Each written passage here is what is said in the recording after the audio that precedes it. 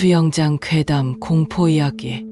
우리 형이 큰 수영장에서 아르바이트를 한 적이 있거든. 그래서 우리 얘기를 그에게 듣곤 했어. 어느 날 형은 큰 철제문 뒤에 방을 배정받았대. 그때는 몰랐는데 그 방은 수영장 괴담에 등장하는 곳이었다고 한다. 형이 철문을 열고 들어갔을 때부터 이상한 일들이 벌어지기 시작했어. 형은 방 안에서 신비로운 목소리가 들려오는 것을 확인했대. 그 목소리는 나는 너를 지켜보고 있어 라는 말을 멈추지 않고 반복했어. 형은 겁이 나서 문을 잠가버리고 슬리퍼 소리만 들렸어. 우리 형은 밤새도록 도망다니고 있었지.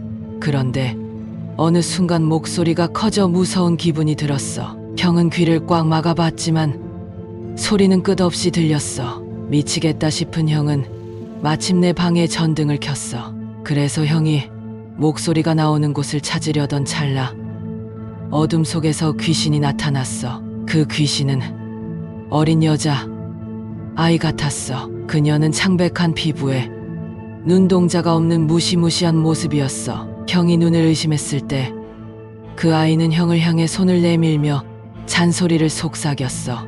이유를 알 수 없이 형은 그 아이의 손을 잡아줬어. 그 순간 방 안의 목소리는 귀를 찢는 소리로 변해 심장이 멎을 뻔했어. 형은 팔을 빼서 조용히 방으로 돌아와 문을 열었어. 그리고 형의 귀는 침묵으로 가득 찼어. 귀신은 사라지지 않은 상태로 방에 남아있는데 얼핏 보면 무언가 이상한 것을 알 수 있었어. 그곳은 수영장 안에서 어디서도 연결되지 않는 공간이었어. 형은 빠져나갈 방법을 찾던 찰리 귀신이 갑자기 움직이기 시작했어. 불안한 형은 귀신을 피해 문을 열고 밖으로 뛰쳐나갔지만 이상하게도 형이 방을 나온 지 얼마 지나지 않아 그 공간은 사라져버렸어.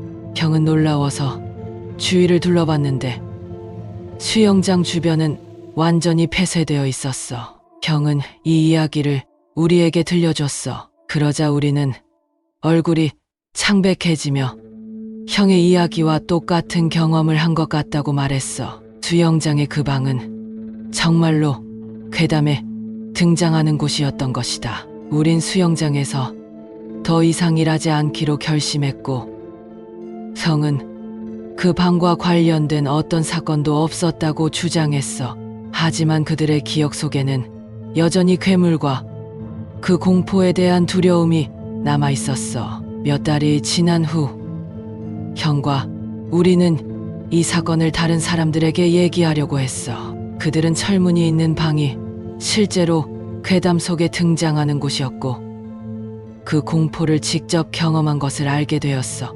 그러나 아무리 얘기해도 다른 사람들은 아무것도 믿어주지 않았어. 그저 이야기를 가지고 즐거운 시간을 보내려는 형과 나를 보는 것 같았어. 하지만 이야기를 믿어줄 누군가를 찾는 것은 쉽지 않았어. 어떤 사람들은 그들의 경험을 조롱하고 어떤 사람들은 단지 괴담뿐이라고 생각했어. 하지만 형과 나는 포기하지 않았어. 그들은 진실이 언젠가는 밝혀질 것이라고 믿었어.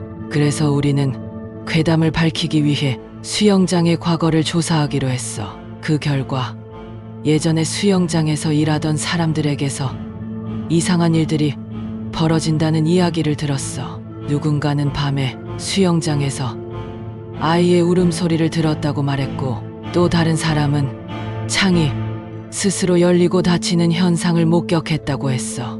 이런 이야기들이 점점 더 많아지자 우리는 어떤 근거도 없이 그 수영장이 저주받았을지도 모른다는 생각이 들었어. 구독, 좋아요 해줘야 해.